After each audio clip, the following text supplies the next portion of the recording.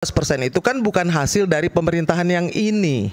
Itu sudah dibahas sejak bertahun-tahun yang lampau. Dengan kenaikan pajak itu pun disesuaikan. Tidak semuanya kena. Oke, saya jawab boleh? Lalu Ya. saya bicara itu dari satu sisi ekonomi. Lalu tadi teknologi. Teknologi Nah, kan ini kan ngomong dari 2024 ke 2025. Nanti teknologi saya berikan kesempatan, tapi kita selesai satu-satu dulu. Silakan Bang Adian. Begini, kita tahu kesulitan keuangan bangsa kita. Dan memang salah satu solusi yang paling mungkin adalah menaikkan PPN itu. Tapi jangan bicara sejarahnya. Saya merasa bahwa jalan satu-satunya bukan hanya dengan pajak. Kalau koruptor-koruptor itu dirampas asetnya, mungkin saya bisa lebih banyak dari pajak. Satu-satunya Ibu, dari pajak yang didapat. Saya katakan salah satunya adalah pajak. Tapi saya tidak mau berbicara tentang sejarah dari undang-undang itu. Kenapa? Saya mau berbicara bagaimana mengantisipasi dampaknya. Tapi kamu memulai. Kalau kamu memulai, ayo kita bicarakan. Tapi kamu harus tahu bahwa kemudian yang membukanya bukan saya. Begini, ini bukan soal yang buka, soal yang tutup. Enggak. Kalau penjelasan dalam pasal berikutnya di undang-undang yang sama, pemerintah diberikan kewenangan untuk menurunkan pajak sampai 5%, bahkan menaikkan sampai 15%. Itu tergantung mereka mau atau tidak. Dan bisa dibahas dalam era APBN.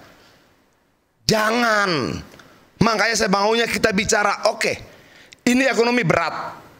Oke, makan gratis, butuh anggaran, IKN butuh anggaran, semua butuh anggaran. Kita tidak mau ada yang tidak berjalan. Salah satu solusinya pajak. Oke? Akan ada dampak, ada. Yuk kita bicara menangani dampaknya, yuk. Jangan bicara sebab naiknya.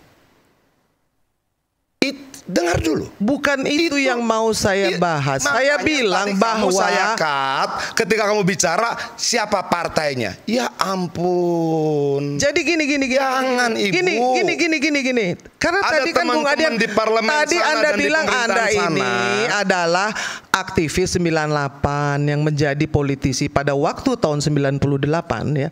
Salah satu daripada MPR yang pertama itu adalah memberantas korupsi, kolusi, dan nepotisme. Sampai hari ini. Itu out of context, tolong dong. Oke, jawabannya kenapa tadi Bung Adian? What is in the context adalah Anda mengatakan ada surat presiden. Kalau surat presiden, ada surat presiden yang juga meminta agar undang-undang untuk perampasan aset koruptor itu disahkan. Dibahas pun tidak. 11 tahun mangkrak.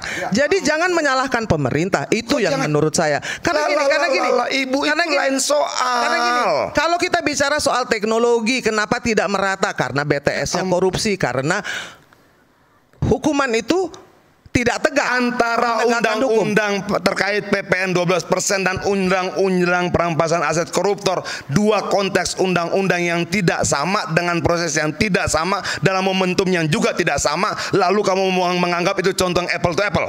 Bukan apple to apple, tapi itu bisa menjadi gimana ceritanya APBN kita supaya tidak bocor, hutang kita supaya tidak bertambah. Kalau ada yang bisa korupsi sampai 300 triliun, kita dari pajak aja mau saling menyalahkan. Mau saling menyalahkan. Oke. Saya tidak. Vonis tentang si Muiz itu di pemerintahan siapa?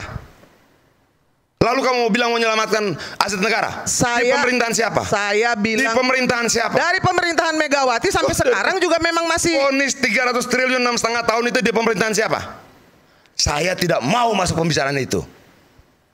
Kamu memaksanya untuk masuk pembicaraan itu.